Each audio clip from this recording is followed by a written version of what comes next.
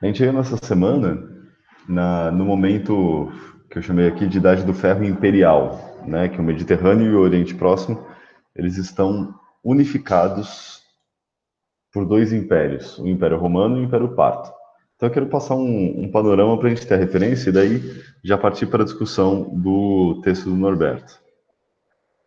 Em três partes, né? Primeiro um panorama geopolítico, depois uma discussão sobre o próprio imperialismo, tanto de Roma quanto da Pártia, sobre a dinastia Arsácida, e finalmente um estudo de caso aqui sobre a expansão da cultura grega na comunicação política.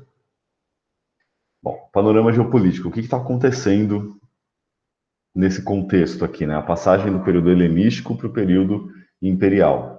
Período helenístico que vai de 330 a 30 antes de Cristo, e o período imperial que vai em linhas gerais de 50, 30 antes de Cristo até 300 depois de Cristo. Então são 600 anos aqui do helenístico ao imperial.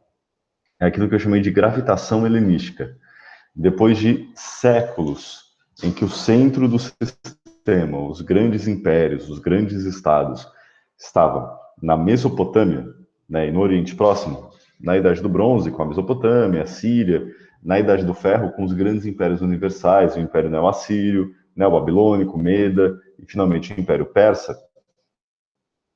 Com o fim do Império Persa, o centro do mundo, as grandes guerras, os grandes impérios se concentram no Mediterrâneo Oriental. São aquelas três grandes monarquias helenísticas: o Egito Ptolomaico, a Síria ou Ásia Seleucida e a Macedônia Antigônida.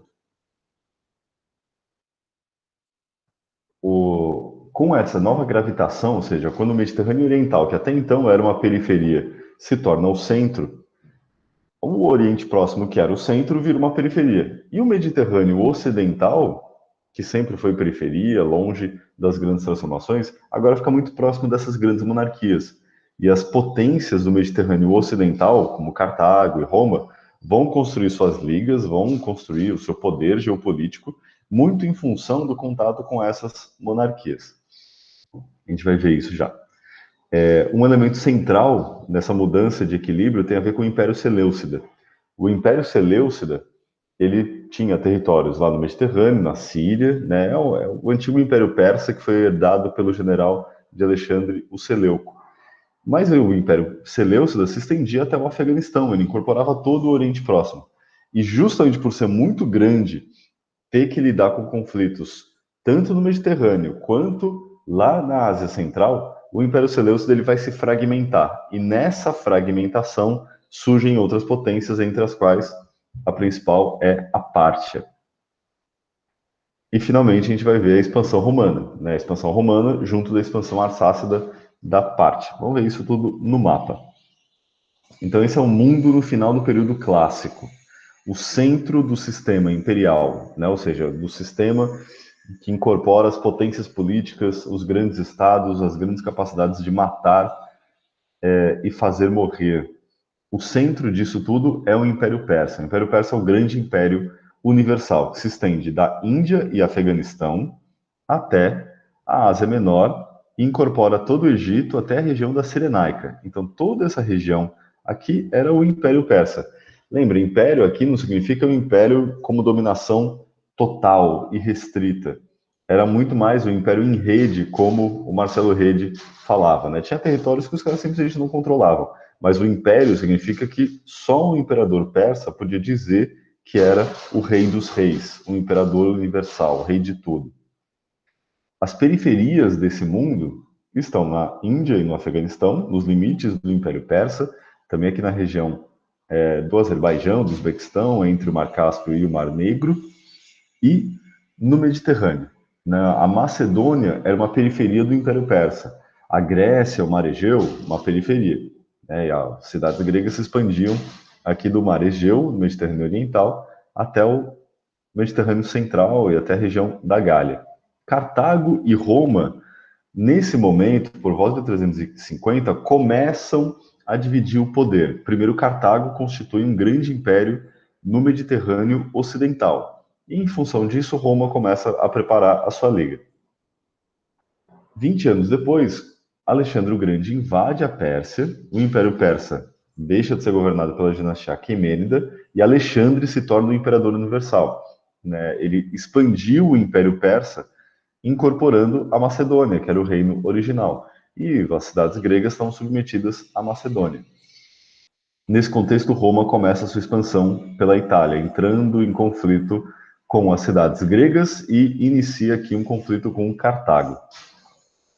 Por volta de 300, Alexandre já morreu, o mundo, o antigo Império Persa, foi dividido entre os generais de Alexandre. Então, são os três grandes reinos. O Egito Ptolomaico, governado pela dinastia dos Ptolomeus, ou seja, os descendentes do general Ptolomeu de Alexandre. A Pérsia, ou Ásia, ou Síria, muda o nome às vezes desse império, mas é o Império Seleucida, governado pelos descendentes do general Seleuco, que era o governador, um dos governadores de Alexandre, e a Macedônia, governada pela dinastia de Antígono, daí ser chamada Macedônia Antigônida. É claro que a gente vê aqui o tamanho, não nem se compara, né? A Macedônia é um nada aqui, o Egito muito grande pelo Vale do Nilo, e o Império Seleucida é gigantesco. Mas a Macedônia é o local de origem dessas elites militares que estão governando todo esse território, né? Os Ptolomeus, os Seleucidas, eles são da Macedônia. Então é a matriz, então é muito importante quem controla a Macedônia, porque controla o território original, tanto dos reis quanto dos exércitos que estão mantendo o poder sobre essa região. Ao redor do Império Seleucida surgem vários reinos que já nesse momento, já por volta de 300, têm independência. Em particular, o reino da Armênia. Vai ser sempre aqui uma pedra no sapato de qualquer império que tentar unificar o Oriente Próximo. Os caras simplesmente não dominam a Armênia e a região do Cáucaso. Por volta de 350, Roma já é uma potência que unifica toda a Itália, conquistou as cidades gregas e entra claramente em disputa contra Cartago. O Império Seleucida aqui tenta se manter, o Egito Ptolomaico se expande, a Macedônia está aqui segura. Por volta de 200, Roma já destruiu Cartago. Ou seja, Roma já venceu duas guerras importantes contra Cartago, né? A cidade de Cartago ainda não vai ser incendiada, isso vai demorar mais uns 50 anos. Mas Roma já venceu duas grandes guerras contra Cartago, então é uma potência inquestionável sobre o Mediterrâneo Ocidental. Já no Império Seleucida, ocorrem vários movimentos de independência das províncias mais periféricas. É o caso da Báctria, que, né, vê aqui a formação de um reino greco-bactriano na região do Afeganistão, da Pártia, que era uma província seleucida, né, vejam o mapa anterior, daí concentre aqui nessa ponta, a partir de Nisa, a Pártia se torna um reino independente. E também aqui, deste lado, no próprio Mediterrâneo, surge um novo reino. Era tudo Império Seleucida, e daí aqui, na região de Troia e da Ásia Menor, surge o reino de Pérgamo. Essas três independências, da Báctria, da Pártia e de Pérgamo, ocorrem na mesma década, a década de 240. É um período em que o rei Ptolomeu III do Egito invade o Império Seleucida, os reis seleucidas têm que lidar com essa invasão, e daí as províncias aproveitam para fazer independência e vão se constituir como potências locais. Pérgamo tenta ser o grande reino que protege as cidades gregas contra a Macedônia e os seleucidas. A Pártia vai dominar essa região aqui no início da Ásia Central e a Báctria vai ocupar todo o território do Afeganistão, como a gente viu na aula passada, né? Vão desenvolver muito da cultura grega lá no limite desse mundo grego. Enquanto isso, Roma está se expandindo e começa a dominar territórios na Península Balcânica. Em 150, olha o que acontece com o Império Seleucida. O Império Seleucida, vamos lá voltar, ele se estendia do Mediterrâneo até a Índia. Agora, ele ocupa só o território da Mesopotâmia, da Síria e o sul da Anatólia, da região da Turquia. Ocorre a independência do reino Nabateu, que tem uma cidade famosa, Petra, também, cujos santuários são escavados no próprio rochedo. O reino Parta, ou Parto, ele se expande pelo sul do Mar Cáspio e ocupa boa parte do Irã, né, toda essa região ocidental do Irã. O reino greco-báctrio está aqui no Afeganistão, bonitinho, e o reino de Pérgamo se expande, dominando quase toda a Anatólia, a faixa mediterrânica da Anatólia. Roma continua o seu trabalho de expansão, aqui já destruindo o reino da Macedônia. A Macedônia não vai ter mais monarquia, porque vai perder algumas batalhas para Roma. Por volta de 100 a.C., Roma anexa o reino de Pérgamo. O reino de Pérgamo perde a independência. O último rei, inclusive, entrega os territórios para o Senado romano, que transforma aquilo numa província senatorial. A Pártia ocupa quase todo o Oriente Próximo, dominou todo o Irã, toda a Mesopotâmia e o antigo grande Império Seleucida fica restrito aqui à região da Síria. O reino da Bactria desaparece pela invasão de povos que vêm da China e da Ásia Central, os Yuedi. Eles invadem a Bactria perde a unidade, a monarquia desaparece, e alguns nobres da Bactria fogem para a Índia e formam o chamado Reino Indo-Grego, principalmente na região de Gândara, onde vão ter aqueles Budas que foram inspirados na figura de Apolo. Roma continua se expandindo pelo Mediterrâneo. Domina agora toda a Grécia, a Macedônia e a Grécia, e a Ásia Menor, né, e também o norte da África. 50 anos depois, Roma se expande, domina a Ásia Menor, o Império Seleucida não existe mais, os territórios são anexados por Roma, também na região da Palestina, e Roma começa a ter pretensões sobre o reino ptolomaico. Alguns generais romanos vão, inclusive, para o Egito, é o caso de Júlio César e depois de Marco Antônio, né, o Egito governado até então pela rainha Cleópatra, que encontra como forma, né, de manter a independência, fazer acordos com esses generais romanos, tendo filhos deles e por aí vai, né, inclusive com Marco Antônio. O Império Parto, por sua vez, continua mantendo o poder sobre todo o Oriente Próximo, aqui sendo limitado pelo reino da Capadócia e a Armênia também. A Armênia é sempre uma treta. Por volta de 1 a.C., os reinos indo-grecos perdem a sua unidade. Os vários reinos que ficam entre a Pártia e o Império Romano, eles vão sendo incorporados ou pelo Império Romano ou pela Pártia, e o Império Romano domina o Egito. O Egito se torna uma província romana, governada diretamente pelo imperador. Nesse ponto, a gente já tem o que eu chamo de sistema imperial dual. O Oriente Próximo unificado por um império, que se diz Império Universal, e o Mediterrâneo unificado por um império romano, que também se diz universal, ou seja, são dois impérios universais. Como que a gente entende essa história? Primeiro, a expansão romana. A gente tem várias formas de explicar a história da expansão romana. Tem uma forma tradicional política dessa narrativa. Tem a ver, né? Ela começa no século I a.C., com a crise da República Romana. Roma era uma república, ou seja, era governada por um conselho, chamado de Senado, o Conselho dos Velhos, que, né, indicavam e também tinha um sistema eleitoral, 2 cônsules, que eram os comandantes máximos do exército romano, e por várias assembleias ocupadas por diferentes categorias da população, né? Algumas dependendo da formação militar, outras dependendo da renda. Então, a República Romana ela era mista. Se a gente concentra nos cônsules, eles são praticamente reis, é como se fosse uma monarquia. Se a gente concentra no Senado, é uma oligarquia governada por poucos, os mais ricos e mais velhos. Se a gente concentra nas assembleias, é quase uma democracia. Políbio, que é um historiador grego que viveu esse processo, né, no século II a.C., ele fala que Roma tem o melhor da monarquia, o melhor da oligarquia e o melhor da democracia. Isso tudo funciona até o século I.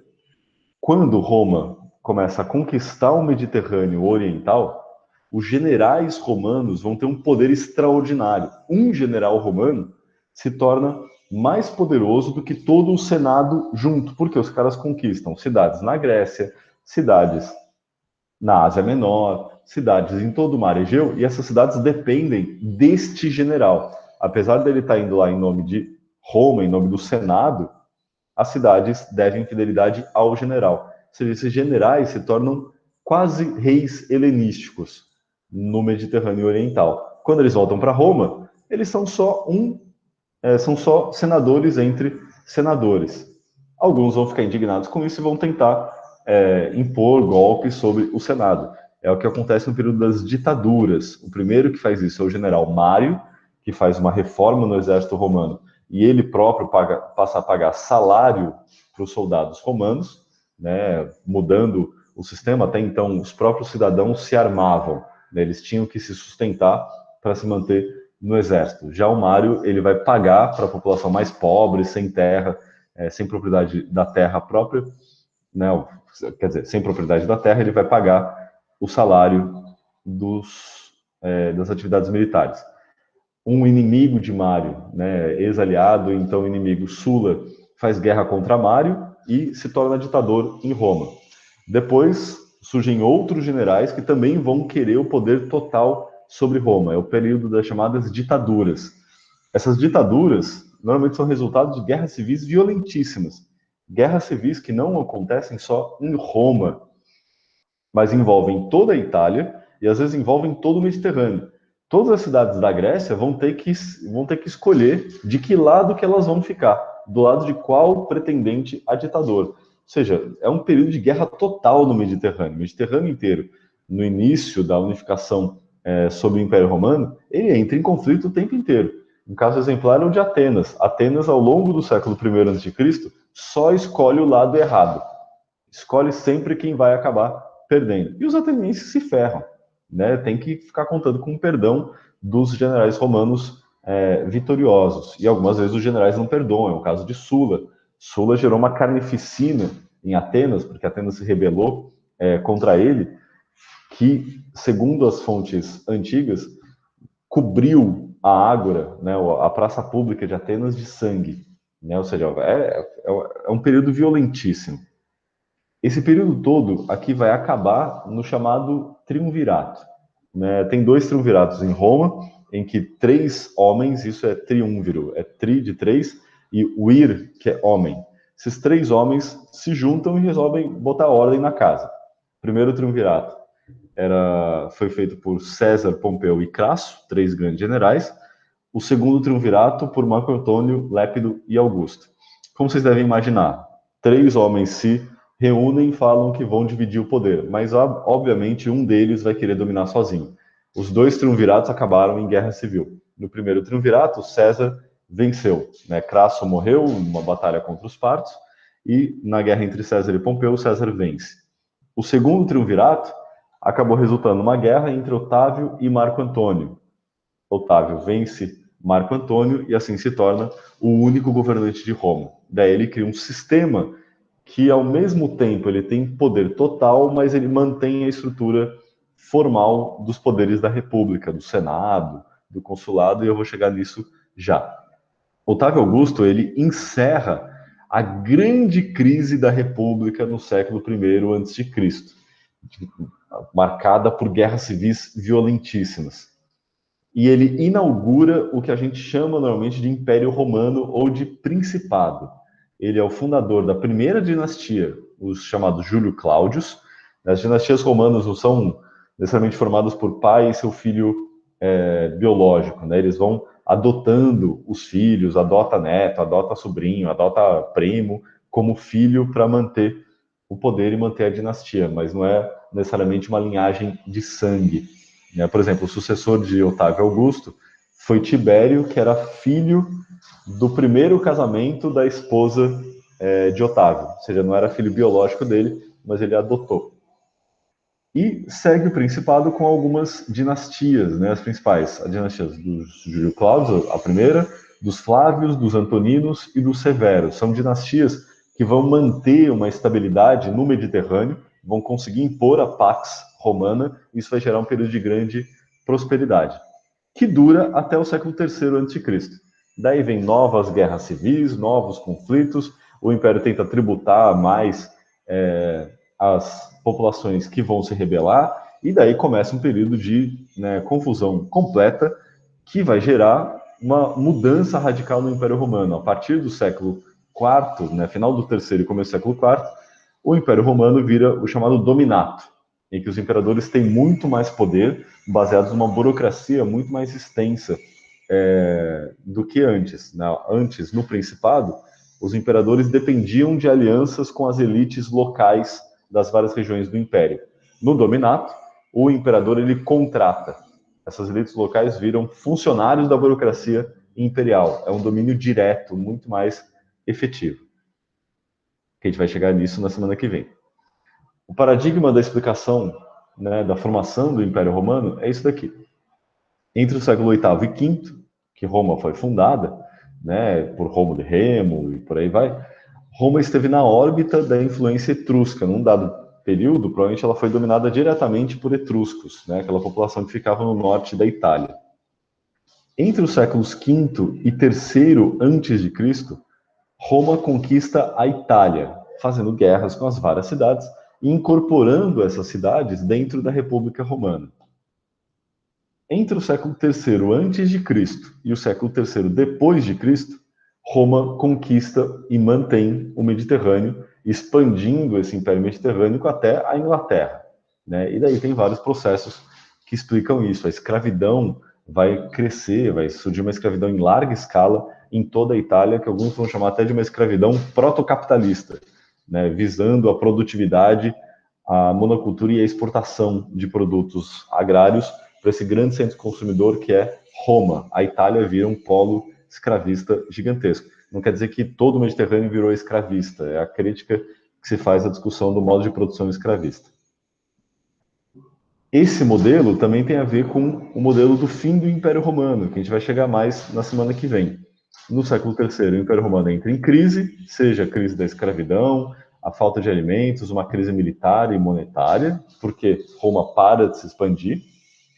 O Império cai no século V, já enfraquecido por conta das invasões bárbaras, né, dos hunos e dos povos germânicos, e daí começa a Idade Média. A Idade Média é marcada pela fragmentação, principalmente da Europa, em vários reinos germânicos. A escravidão dá lugar à servidão, ou sistema do colonato.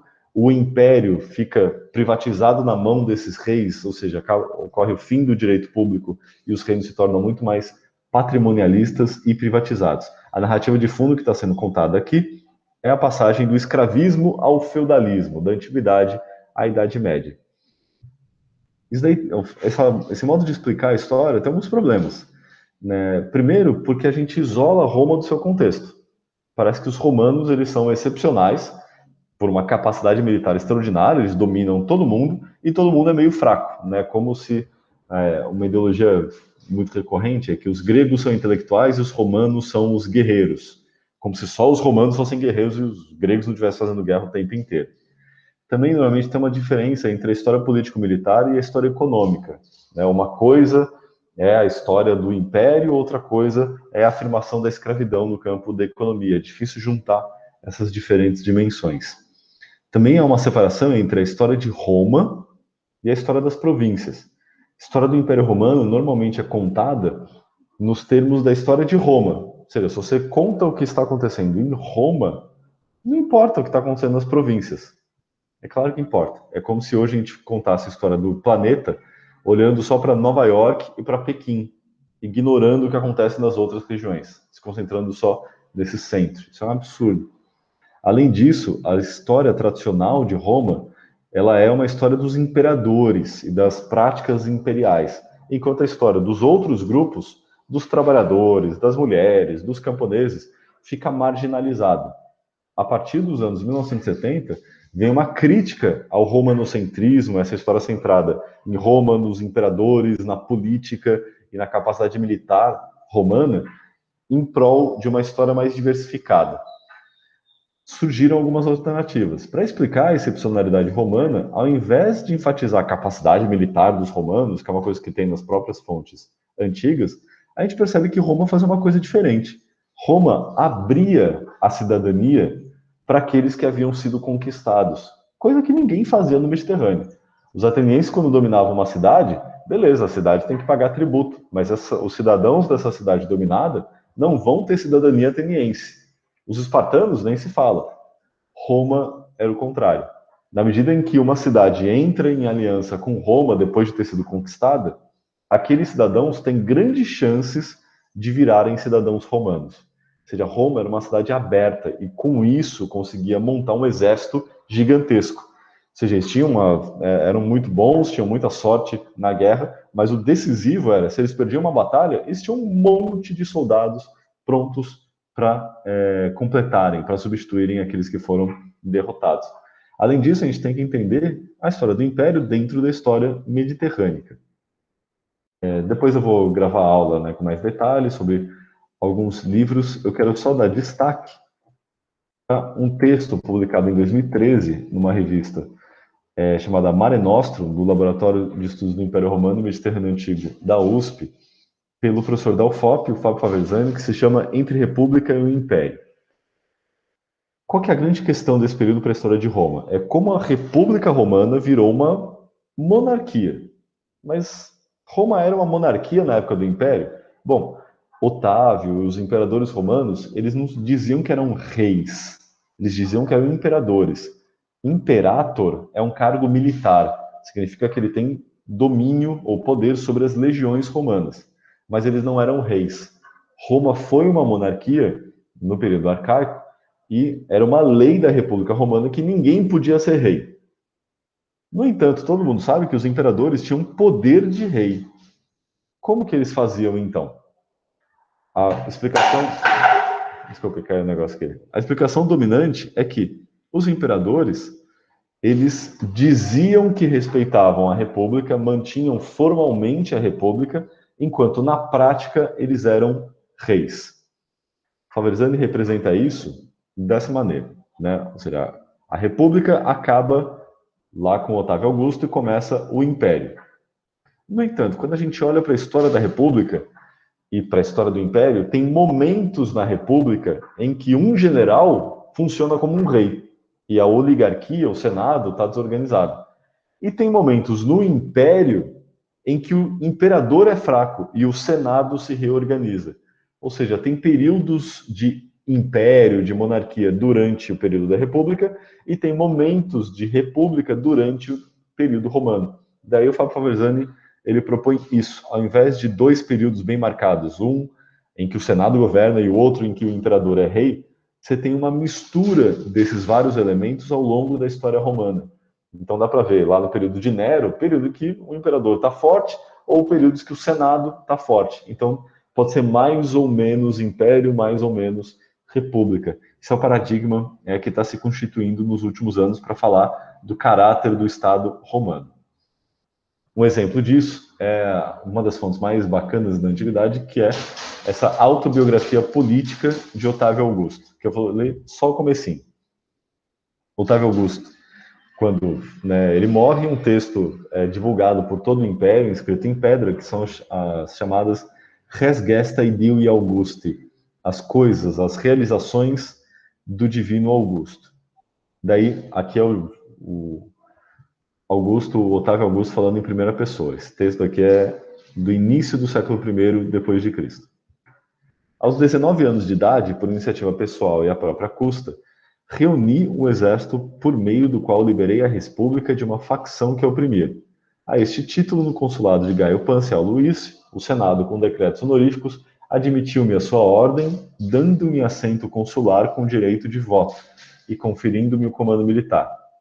Ordenou que, na qualidade de pró-pretor, eu tomasse providências, junto com os cônsules, para que a República nada sofresse.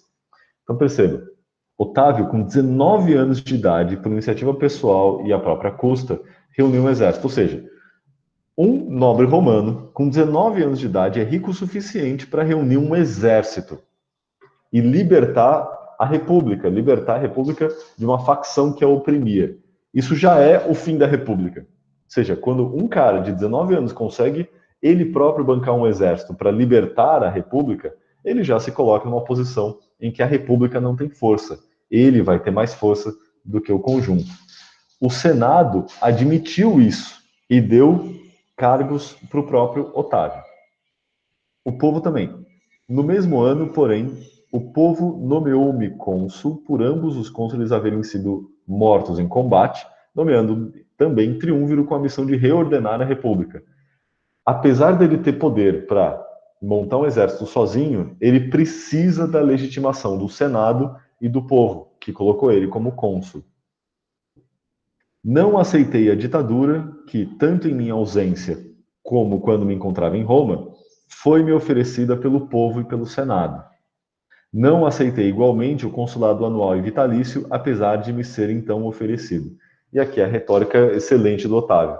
Ele tem poder total, ele domina todo mundo, o Senado e o povo dão cargos para ele de ditadura e de cônsul, né, vitalício, e ele faz o quê? Ele nega, ele recusa. Ele recusar não significa que ele não manda, ele vai continuar mandando, ele vai pegar um cargo menor, tipo o tribuno da plebe, que mandava muito pouco. Mas na prática, ele tem os exércitos na mão. Ou seja, ele mantém os cargos da república, mas consegue praticar um poder extraordinário, mesmo por vias informais. Uma dessas vias era ele ter se tornado princeps, né, o primeiro dos cidadãos, o primeiro senador, ele poderia falar primeiro. E às vezes ele nem falava, mas todos os senadores, quando estavam discutindo as questões da República, falavam, faziam discursos olhando para a reação de Otávio. Ou seja, era um poder informal que ele exercia mantendo a estrutura formal da República Romana. Esse é o Império Romano. Né? O Império Romano não é bem uma monarquia, mas também não é bem uma república. É um misto disso. Os bons imperadores são aqueles que vão saber manter a aparência formal da república e, ao mesmo tempo, governarem como reis. Alguns imperadores não vão ter saco, não vão ter paciência para manter a república, a estrutura formal da república. É o caso, claro, de Calígula e Nero. Calígula e Nero, eles exageraram nas práticas monárquicas, ou na visão do império como uma monarquia, o que, em grande medida, era.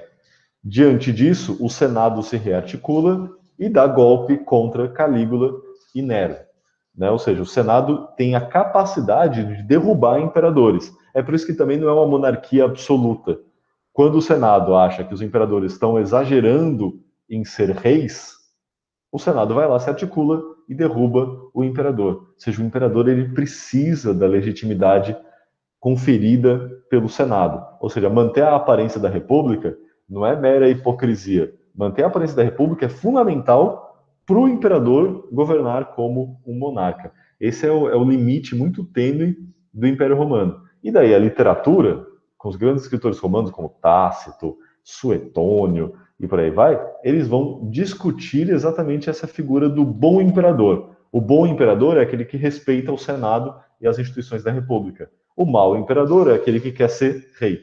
E a literatura romana vai se alimentando dessas reflexões sobre o imperador. Vamos passar agora para o Oriente Próximo. O que está acontecendo lá na Mesopotâmia, lá no Irã, lá na Anatólia? É a expansão da dinastia, lá é uma monarquia, sem nenhum dedo para afirmar isso, fundada por um general, um líder de tribo ou líder de grupo de mercenários, chamado Arsaques. Arsaques I fundou uma monarquia na antiga província da Pártia, lá pertinho do Mar Cáspio, e assim ele vai fundar a dinastia Arsácida. São os descendentes de Arsaques. Esse Arsaques, provavelmente, ele era um chefe de tribo iraniana da Ásia Central, que vai ocupar a província da Pártia. Primeiro eles vão para a Bactria, são expulsos da Bactria e daí pulam para a Pártia, e lá eles tomam o poder da Pártia e declaram independência. Isso acontece em 240 a.C. Lembra, a independência da Pártia é na mesma época da independência da Bactria no Afeganistão e de Pérgamo no Mediterrâneo. Ao longo do século III e II, o Império, essa monarquia parta, entra em conflito com o Império Seleucida, com o reino da Bactria e com os Yuedi, que são essa população indo-ariana que ocupam a Ásia Central na fronteira com a China. Eles são expulsos pelos chineses e atacam o Afeganistão. Os partos arsácidas, ora vencem, ora perdem, né, ao longo do século III e II, mas a partir do século II, os partos paulatinamente vencem guerras, batalhas, uma atrás da outra, e conseguem conquistar todo o Oriente Próximo. No final do século II a.C., o Oriente Próximo está na mão do Império Parto. Né? A Bactria desaparece, eles vão conquistando lá vários territórios, o Império Seleucida fica limitado Síria. Entre o século I a.C. e o século I depois de Cristo, principalmente lá entre 90 a.C. e 20 depois de Cristo, os arsácidas detonam Roma. Os romanos tentam vencer batalhas, tentam dominar a Pártia, e os partos colocam lá um freio à expansão romana. Ou seja, é um período de vitórias extraordinárias sobre Roma. Essas vitórias dão muita prosperidade e alguma estabilidade para a monarquia parta. É uma tradição parta que aconteceu várias vezes de o novo rei, ele só conseguir ser rei matando o rei anterior. Acontece que muitas vezes o rei anterior era pai do novo rei. Então, parricídio, assassinar o próprio pai, aconteceu algumas vezes na história do Império Parto.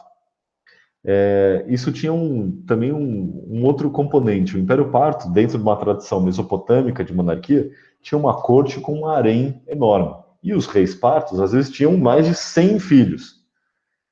Isso era, né, interessante para o rei ter lá o seu harém e ter muitos filhos, para botar os filhos para governar todas as províncias, mas ao mesmo tempo você pode ter 100 candidatos à sucessão, o que pode gerar todo tipo de guerra civil. Então isso é uma constante da história parta. Entre os séculos I e o século III, os partos, muito em virtude desses conflitos da corte parta entre os vários pretendentes, eles vão começar a ser derrotados pelos romanos, que vão dominando, vão ocupando territórios, chegando até a Mesopotâmia. E isso aumenta a guerra civil entre os partos e a submissão e o enfraquecimento do império. Em 224, mas assim o império fica de pé por mais de 200 anos. Em 224, um governador de uma província do Império Parta, a Pérsia, no Irã, se rebela, declara independência, mata o imperador parta e funda um novo império. É o chamado Novo Império Persa, ou Império Persa Sassânida, que é o nome da nova dinastia. E daí o Império Parto, Arsácida, desaparece. Esse daqui é o mapa da expansão máxima do Império Parto, né, ocupando aqui, fazendo fronteira com os domínios romanos a partir do rio Eufrates, indo para Anatólia, ocupando toda a região da Armênia, aqui o Iraque, o Irã Ocidental, o Irã Oriental e as regiões ao norte, a leste aqui do Mar Cáspio, chegando até o Afeganistão na fronteira com a Índia. As três grandes cidades partas, arsácidas, eram a grande capital tradicional da antiga província da Pártia, a cidade de Nisa, a antiga capital do Império da Média, que era Equitábana, e a cidade de Ctesifonte, que é uma cidade recente na Mesopotâmia, fundada próxima da capital do Império Seleucida. Isso aqui é uma comparação entre a planta de Nisa, na Pártia, lá pertinho do Mar Cáspio, e Persépolis. Vocês percebem que Nisa não vai ser completamente construída, não vai ser completamente ocupada por edifícios como Persépolis, a antiga capital do Império Persa Aquemênida, no período clássico, mas ela vai ter estruturas semelhantes, como essa articulação ortogonal dos edifícios. Persépolis, aqui à direita, tem vários edifícios formando o ângulo reto de 90 graus. Isso também acontece aqui em Nisa, né, mesmo que adaptando o relevo, e aqui com essa diferença desse complexo que está um pouco mais à diagonal, mas tem uma inspiração persa no urbanismo das cidades partas. A tradição persa vai se misturar com uma forte tradição grega, isso eu mostrei na aula da semana passada. Então essa é uma moeda do Mitrídates II, né, o presente de Mitra, que foi rei da Pártia entre 124 e 91 a.C. Daí vocês veem aqui as características étnicas bem marcadas, né, como a barba comprida, o nariz e o olho mais afundado, junto com a coroa, né, um capacete tradicional do Irã. No reverso da moeda, a figura do arqueiro com calça e sapato, que é uma marca da tradição persa, né, e também é uma parte da cultura iraniana, em particular a figura do arqueiro, isso era um símbolo que já existia no Império Persa, só que a inscrição na moeda está em grego, né, está aqui Basileus, Arsaques, Philelene, ou seja, aquele que é amigo dos gregos. Isso faz sentido porque os partos arsácidas, era uma população iraniana que vai fundar um império iraniano sobre os territórios que eram governados até então por gregos. Então eles vão herdar e manter essa comunicação política usando a cultura grega. Eles vão desenvolver também escultura. A gente não tem escultura dos próprios imperadores, mas tem alguns exemplos de escultura do período parto, como, por exemplo, esse nobre do período iraniano, que tem roupas típicas do Irã, né, que são documentadas desde o período arcaico, que são essas blusas com mangas esvoaçantes, e também essas calças, aqui também esvoaçantes. Né? Isso era muito retomado pela tradição grega. Quando os gregos representam os persas, é com essa figura que eles vão, nessa figura que eles vão se basear. Aqui o detalhe, né, da túnica específica parta. Outra representação parta é uma característica da arte do período parto, são essas pinturas parietais em Dura-Europos, que é uma cidade na Síria, né, que foi uma cidade importante do período parto, que é eles representarem os indivíduos de frente, o que eles rompem com a tradição mais comum do Oriente Próximo de representar indivíduos naquela posição tradicional, né, o rosto de lado, o tronco de frente e a perna de lado. Essa é a chamada frontalidade parta, que é uma característica da arte desse período. E aqui também a marca, né, os nobres com calças, tal, aqui não, um sapatinho pelo menos, com a túnica e o barrete, um gorro típico, né, da tradição parta. E uma das formas mais tradicionais para a gente identificar a cultura parta é o chamado riton. Riton é esse objeto, aqui normalmente feito a partir de chifre, ou com modelo de chifre, em diversos materiais, que eles usavam para beber alguma coisa. Então eles entornavam aqui uma bebida alcoólica na boca e nessa beiradinha tinha um buraquinho em que eles viravam e bebiam. Então isso daqui é uma tradição iraniana, que vai ser incorporado também pelos gregos. Os partos, eles mantêm essa tradição iraniana, colocando motivos asiáticos iranianos na extremidade dos seus rita, né? Rita é plural de riton. Então aqui tem a figura de uma cabra, né, remetendo à tradição de pastoreio no Planalto iraniano. Tem essa figura belíssima aqui desse riton de metal, que é um lince que está mordendo um galo, está atacando, capturando e atacando aqui esse galo. Com detalhe, né, vejam a expressão do galo, falando assim, ai meu Deus, e o lince morrendo de fome. Tem outras figuras, né, de grandes felinos, né, como essa pantera, aqui toda decorada com motivos vegetais de parreira, né, porque também era usado para beber vinho. Aqui o detalhe desta pantera com motivos dionisíacos, que possivelmente é uma influência grega. E tem outras figuras míticas também, como esse grifo, né, que é um parte felino, mas também alado, né, na beirada desses rita. Agora, para terminar, quero dar alguns exemplos de como a cultura grega, que foi globalizada no período helenístico, ela se manteve na comunicação política desses impérios. Primeiro para Roma, né, uma coisa que eu já indiquei na semana passada. A escultura grega vai ser incorporada pelos grandes generais romanos, justamente porque eles vão se apresentar como os reis helenísticos. Então, esse exemplo é o do Bruto, é uma escultura do século IV. Essa daqui é a tradição romana local. Eles faziam bustos dos seus patrifamiliae, né, os ancestrais. Então, tem a marca romana típica, que é a testa franzida, e a velhice, o peso, a gravidade, a severidade é marcada na escultura. Exemplo também de Catão, super velho, é pura ruga. Quando os generais começam a ir para o Mediterrâneo Oriental e entram em contato com as monarquias helenísticas, eles começam um processo de helenização, de incorporar elementos da cultura grega.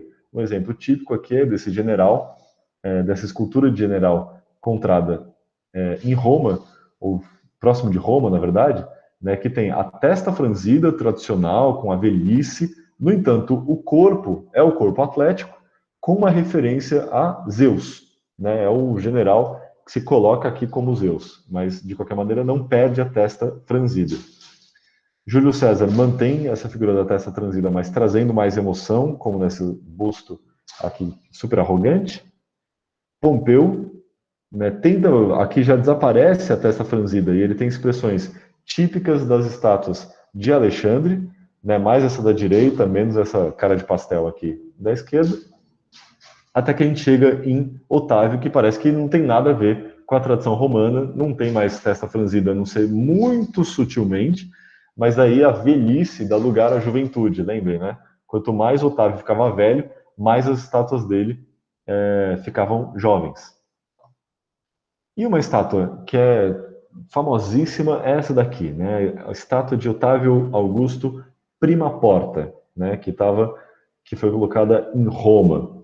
A estátua de Prima Porta, ela data, né, do final do século I a.C., não tem uma data muito certa, né? Possivelmente no início do Principado, na fase mediana, por volta de 14 a.C. do Principado de Augusto. Vocês podem reparar aqui alguns elementos. Por exemplo, a postura dele é uma postura conhecida na escultura grega. Essa túnica na cintura é uma referência a Zeus. Tem aqui uma figura de um cupido cavalgando um golfinho. O golfinho é referência a Apolo. O golfinho é um animal, é um dos animais totêmicos de Apolo. O cupido é um filho de Afrodite.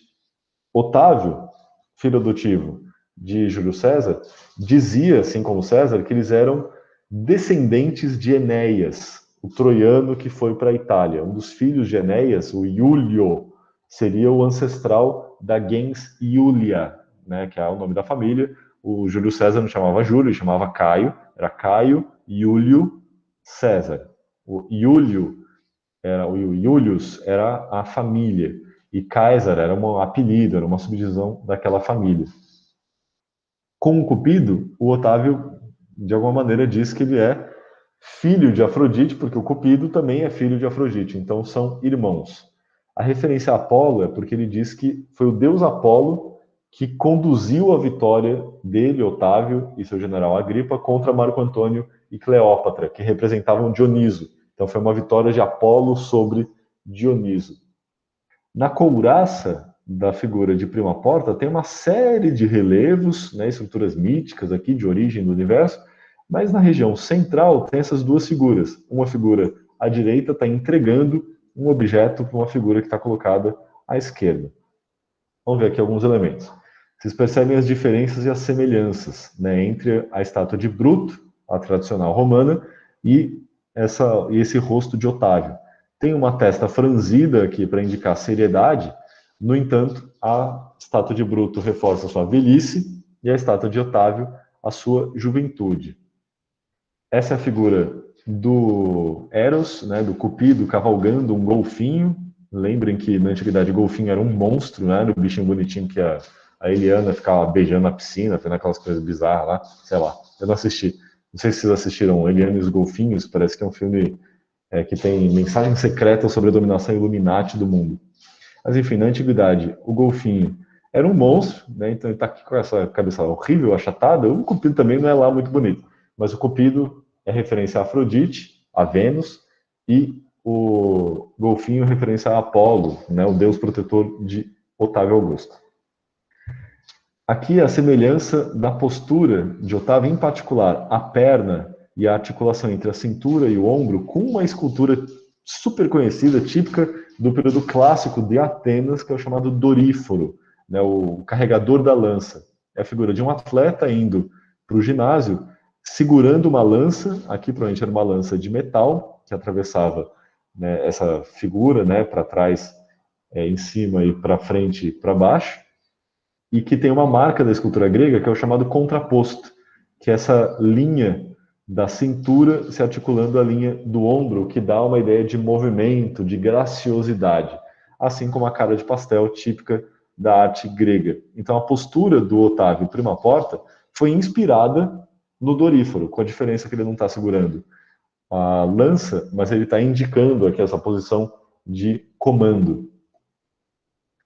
A figura central, que está aqui na imagem de baixo, vocês veem aqui uma ampliação, é uma figura de um indivíduo com túnica e calças, segurando uma lança com escudos e símbolos, que está dando aqui esse objeto, né, que é um troféu, ou melhor, é uma insígnia romana, tem aqui no topo uma águia, é um símbolo do exército romano, está dando esse artefato para uma figura que tem uma roupa militar romana e está associado a um cachorro.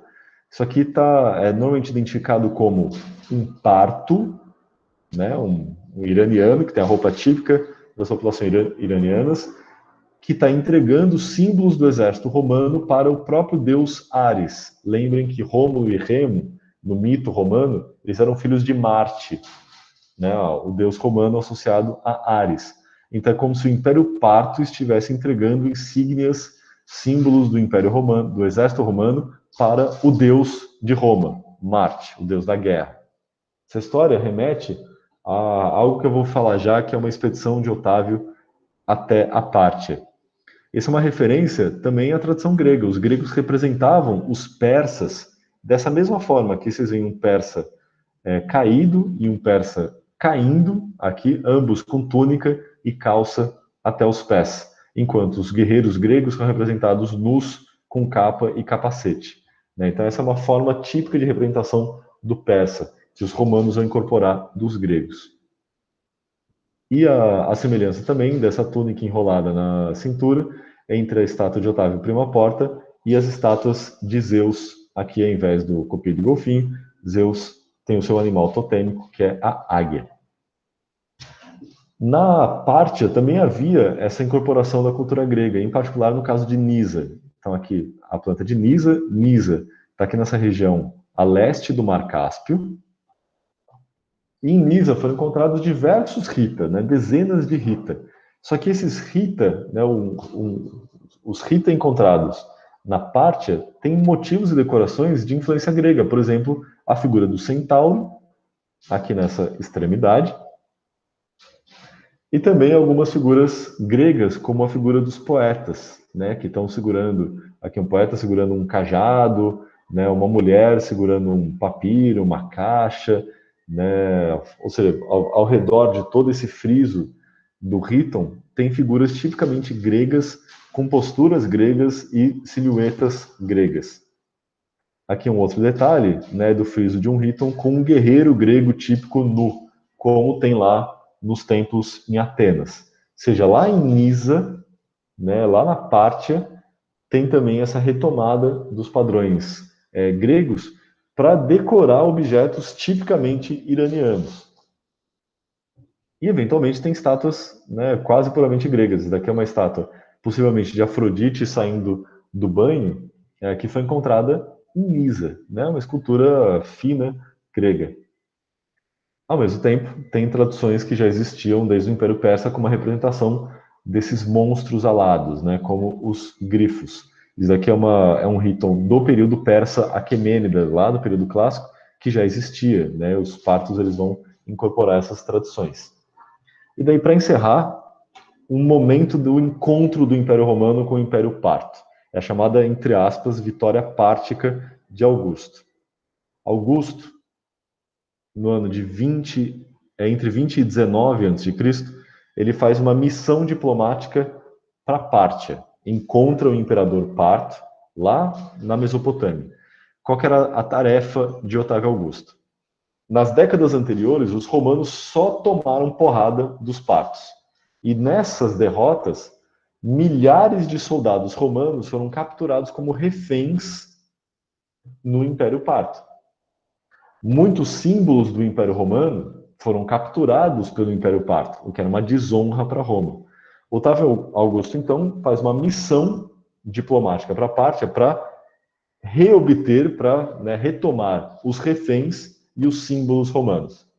Ele vai e dá certo. Só que, em troca, ele cede territórios dominados por Roma para o imperador Parto, para o Phraates IV. Ou seja, foi uma missão diplomática, ele fez um acordo, cedeu territórios e reconquistou, retomou pessoas e símbolos. Não foi propriamente uma vitória, né? Não teve batalha. Não obstante, Otávio vai propagandear essa missão como uma extraordinária vitória sobre os bárbaros partos, que são os novos persas na cultura mediterrânea. Isso daqui é visível nas cunhagens, né? Isso daqui é uma emissão monetária de áureos, né, de moedas de ouro, que tem aqui a efígie de Otávio, né? Esse é o Otávio com seu nome bonitinho, Caesari Augusto, e no reverso tem um templo. Dentro do templo tem as insígnias romanas, né? Tem essa lança aqui com símbolos romanos como a águia. E dos dois lados do templo tem uma inscrição em latim, Mar Ult. Mar é referência a Marte, o deus Marte. Ult é a abreviação de Ultor, que significa vingador. Então a ideia é de Marte Vingador. O Otávio Augusto ele encarnou o Marte Vingador, foi para a Pártia e obrigou o Império Parto a retomar, a devolver os símbolos do Império Romano. É assim que Otávio vai propagandear a sua missão. Em outras emissões, por exemplo, essa daqui, que é um denário de prata, você tem um busto de Otávio, né, também escrito Augustus Caesari, e no reverso tem esse templo circular, escrito Mar Urt, com uma própria estátua do deus Marte segurando uma insígnia do Império do Exército Romano. Um templo foi construído na cidade de Atenas, que era um símbolo da luta contra o bárbaro persa, para homenagear essa, entre aspas, vitória parta de Otávio. Então, essa daqui é uma planta da Acrópole de Atenas. Aqui está o Pártenon e os vários edifícios. E na época romana, por volta, né, possivelmente quando Otávio estava voltando para Roma, ele passou por Atenas e eles dedicaram lá esse templo, né, que tem uma base quadrada, que suporta uma estrutura circular, formado aqui por 9 colunas, com uma abertura na frente, né, aqui, voltado para o leste. É um templo circular, cuja superestrutura, né, pedaços da coluna, alguns capitéis, a arquitrave inscrita e também elementos do telhado sobreviveram, né? Hoje ela está disposta lá na Acrópole. Então, essa daqui é uma fotografia do chamado Templo de Roma e Augusto, com a arquitrave da inscrição, que está na linha do Pártano. Na arquitrave está escrito, né, em grego, Rodemos teai, Romei kai sebastoi Caesaris tretaguntos epitos oplitas pamenos. Tá, o Demos de Atenas, dedica a Theai Romei, a deusa Roma, Kai Sebastoi Caesari e a César Augusto. Augusto em grego é Sebastos, que é digno de culto. Quer dizer que ele era cultuado como deus? Sim e não. Você chama alguém de digno de culto para manter aquela ambiguidade entre república e monarquia no Império Romano. Então, o Demos de Atenas dedica a deusa Roma. Roma vai ser divinizada na Grécia, vai virar uma deusa. E a César Augusto, na época em que era general dos Hoplitas, Pamenes, filho de Zenono, de Maratona, e o sacerdote da deusa Roma e de Augusto, Salvador, sobre a Acrópole, também era Pamenes. Depois falou o nome da sacerdotisa de Atena, que é a deusa protetora de Atenas, que é a Megiste, filha de Asclepido, Aliels, a filha de Asclepido, sob o arcontato de Areus, filho de Doríonos, do Demos de Paiânia. Ou seja, os atenienses vão dedicar, por volta de 19 a.C., um templo para Roma, a deusa Roma, e para Augusto, um templo circular na linha do Párteno. Lembrem que nas moedas que eu mostrei de Augusto, também tinha um templo circular onde estavam as insígnias romanas. Então, provavelmente, nesse templo de Atenas, tinham lá símbolos do exército romano que foram, ou pelo menos representações de símbolos que foram retomadas por Otávio. Aqui está, de novo, a linha do Párteno e do templo de Roma e Augusto.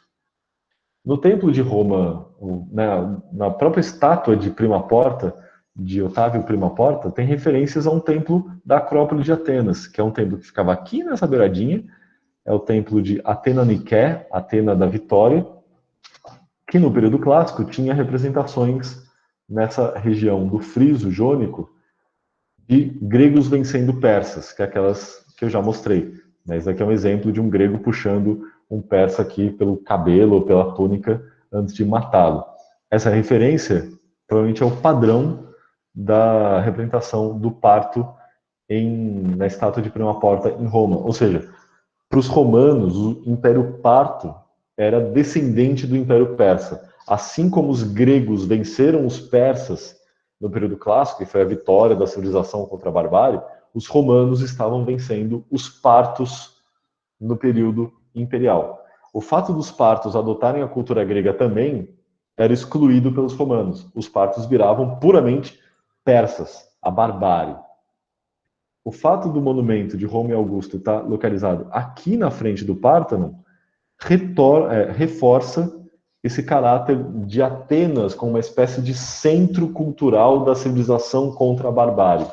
Já existiam vários monumentos que reforçavam isso, e os romanos, eles se inserem nesse contexto. Otávio vai fazer isso também na cidade de Roma. Aqui é uma planta do Fórum Romano, no período republicano, né? Seria a Ágora, a praça pública, com vários edifícios, né? As chamadas basílicas, a Cúria, onde acontecia as reuniões do Senado, e templos importantes, como o Templo de Castor e Pólux, o Templo de Saturno, o Templo da Concórdia, e por aí vai. Mas, no período de César e de Augusto, 2 novos fóruns ou foras serão construídos. Aqui o Fórum de César e aqui o Fórum de Augusto. Os imperadores subsequentes vão cada um construir um fórum novo, né, nessa região. No Fórum de Augusto, aqui está uma planta do Fórum de Augusto, né, você tem pórtico dos dois lados, então você entra aqui, esse é um espaço aberto, a céu aberto, e dos dois lados tem espaços com coberturas e essa fachada com colunata. Isso aqui é um elemento típico da arquitetura romana, que direciona o olhar para o templo sempre de frente. Os templos gregos, eles podiam ser vistos por qualquer lado, que eles eram a mesma coisa.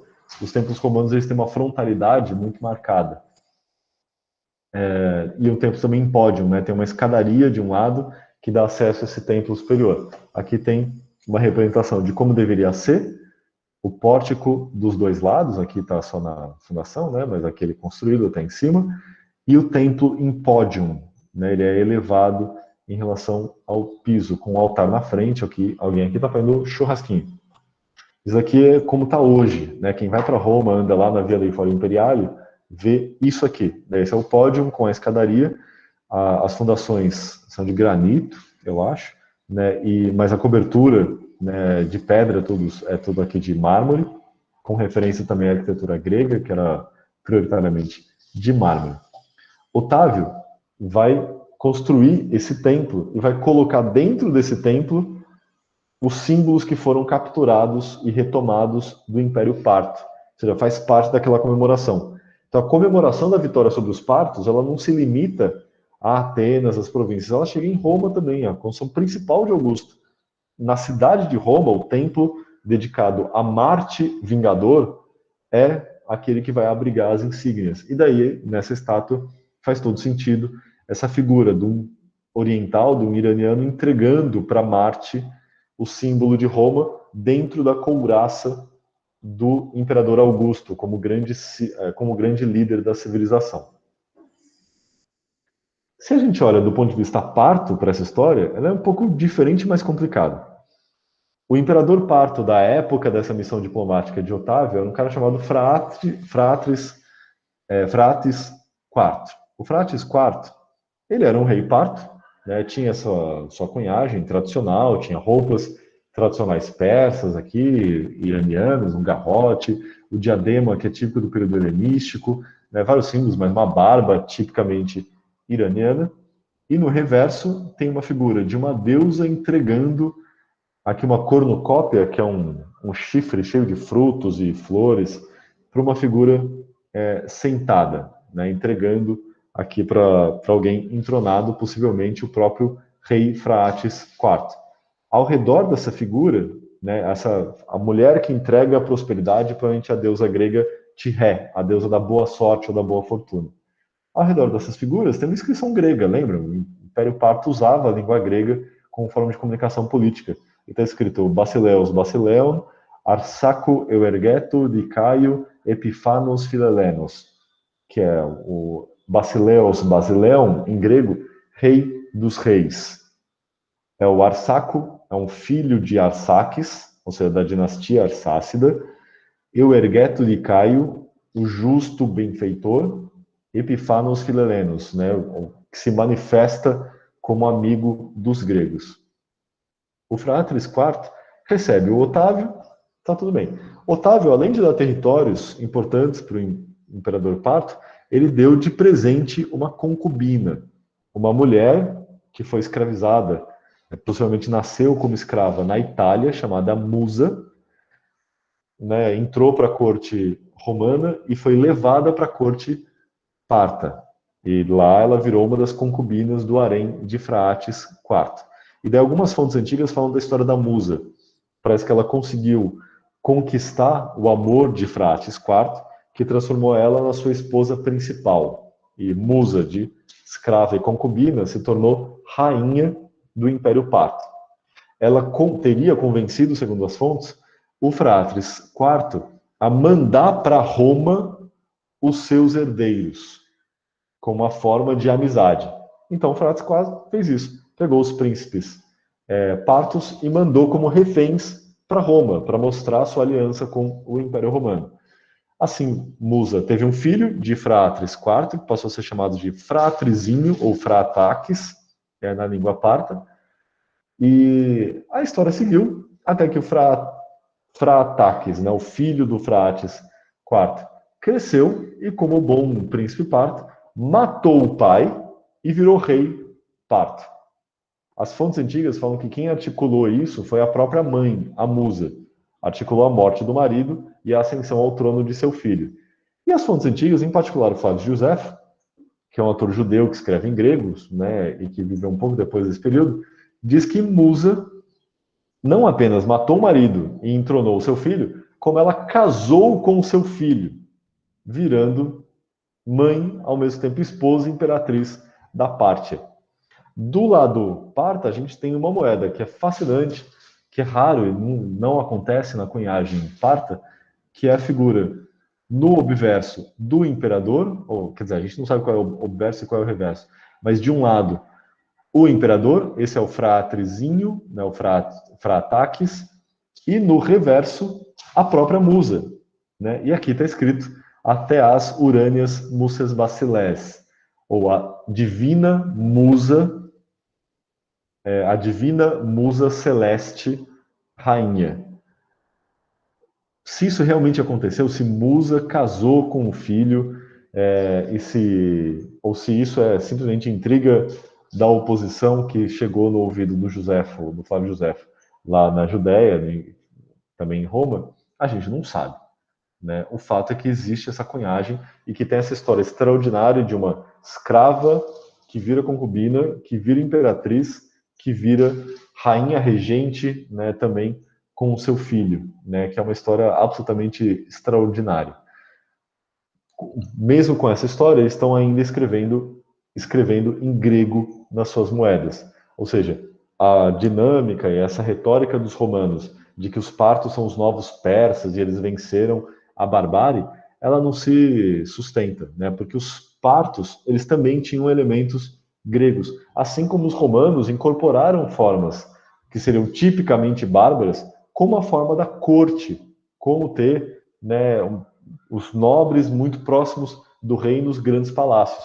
Então, Roma, nesse contexto, ainda mantém as estruturas republicanas, mas vira uma corte, e quem manda é o imperador. E quem vai governar depois é quem o imperador escolher como filho adotivo, assim como acontece no Império Parto. Ou seja, o Império Parto e o Império Romano, eles se tornam semelhantes na estrutura da corte. Mas, ao mesmo tempo, os romanos desenvolvem uma retórica anti-parta. E os partos, no geral, estão cagando e andando para Roma, ainda que no século I isso comece a dar mais confusão, e eu vou retomar isso um pouco na semana que vem.